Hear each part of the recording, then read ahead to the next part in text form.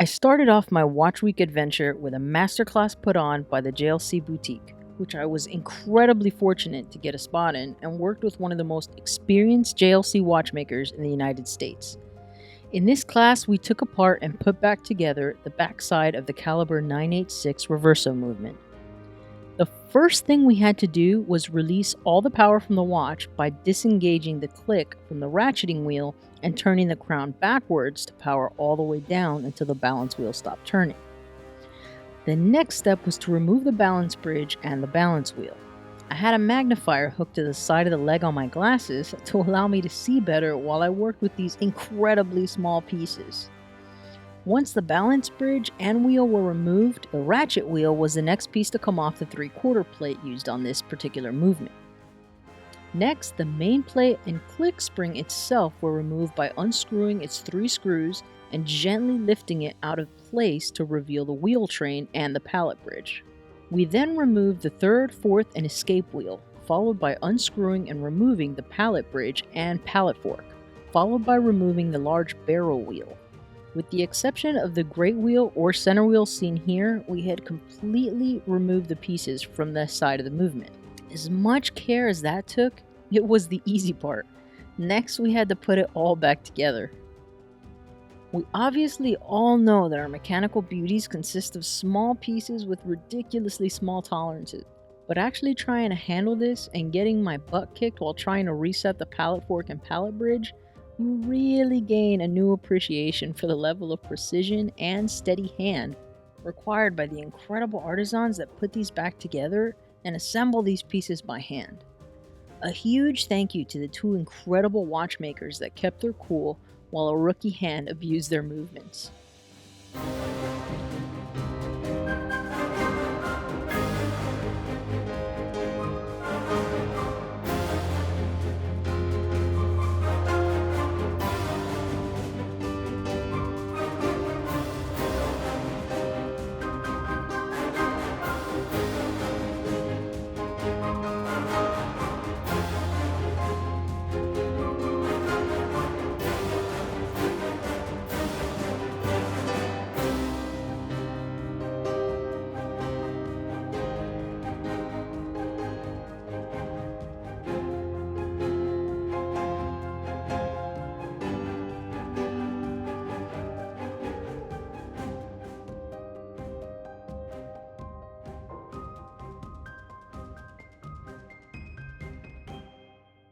The fun thing about Watch Week is that if you walk around long enough, you're bound to bump into other huge watch nerds, and maybe even some crazy enough to have their own channels.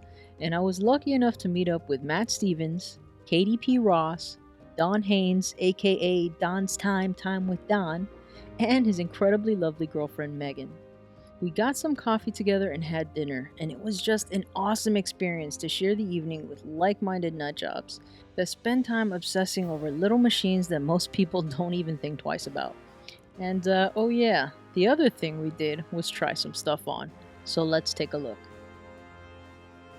At the Omega Boutique, there were 3 Speedmasters I wanted to try on, 2 of them being different versions of the Speedmaster Racing, the white dial and the reverse panda dial version.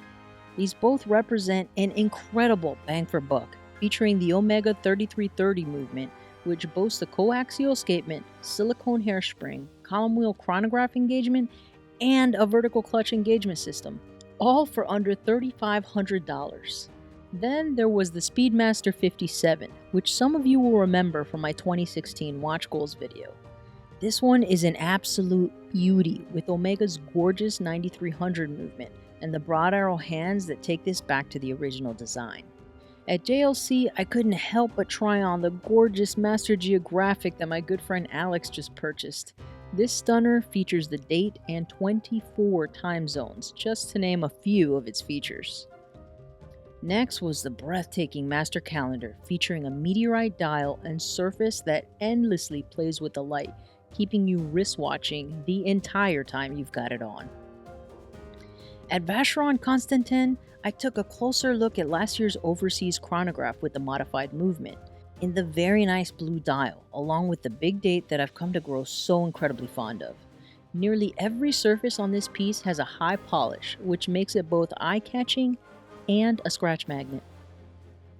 The 2016 Overseas features their new impressive in-house movement with a discreetly tucked date at the 4 o'clock position, and the new Easy Click band system that lets you change out the bands that accompany your new purchase.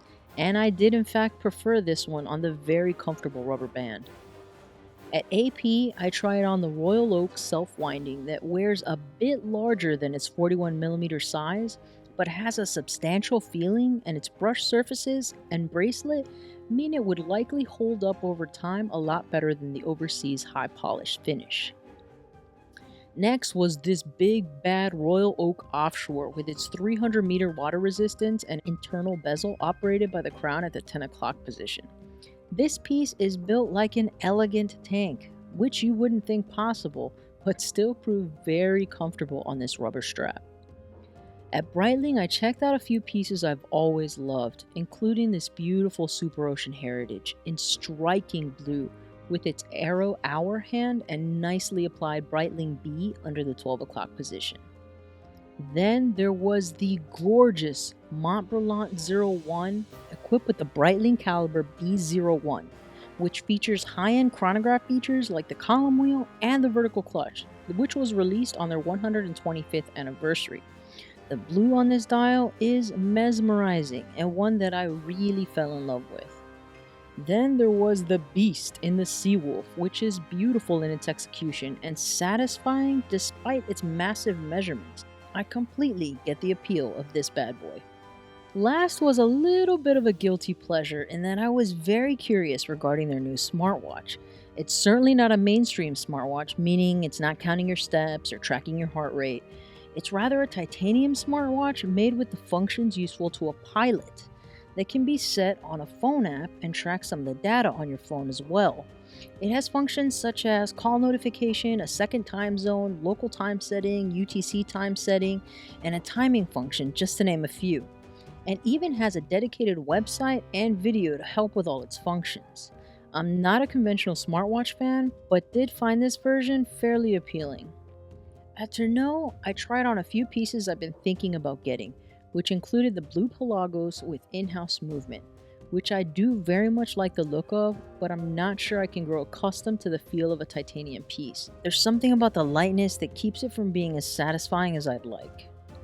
The original Pelagos with ETA movement on the rubber strap I found extremely comfortable, and I must confess I preferred it to the blue Pelagos with much more text on the bottom portion of the dial.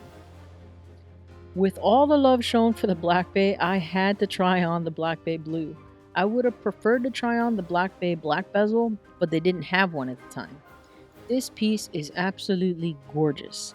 The irony is that without a date, it's not practical for me, but with a date, I don't think I'd love the aesthetic as much. My last stop on the watch train was the Seiko Boutique, where after all the incredible love shown to the Marine Master by Bruce Williams, I had to finally try one on.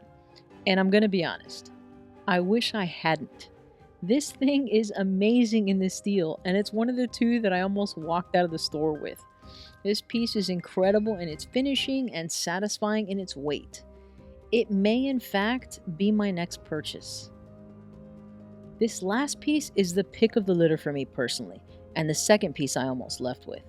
The Grand Seiko GMT is to die for, and I could not pull my eyes away from the sweeping spring drive seconds hand and the beauty of the sapphire crystal bezel insert. There is seducing attention to detail in this piece and an incredible depth added to the dial thanks to the outer chapter ring annotated with 24-hour markers and the date perfectly nestled on the dial. This piece has officially dethroned the GMT Master 2 for me personally. I wish I could have made it around to more places, but there's only so many hours in the day. I'd like to thank my beautiful wife for being patient while I made all my rounds and just being an incredible sport. Now, my only complaint about the event overall is that a lot of the boutiques had events going on during the weekdays rather than the weekend, making it difficult for the out-of-towners to enjoy. And overall, there wasn't the feeling of an event other than the incredible masterclass at the JLC boutique. I would absolutely love to hear what you all thought about some of these pieces and what your favorites were, along with what you wish I had been able to showcase. If you enjoyed this event coverage, don't forget to please give it a thumbs up and share it on social media. If this is your first time here, don't forget to subscribe for more videos like this. That's it for this one. CG, out.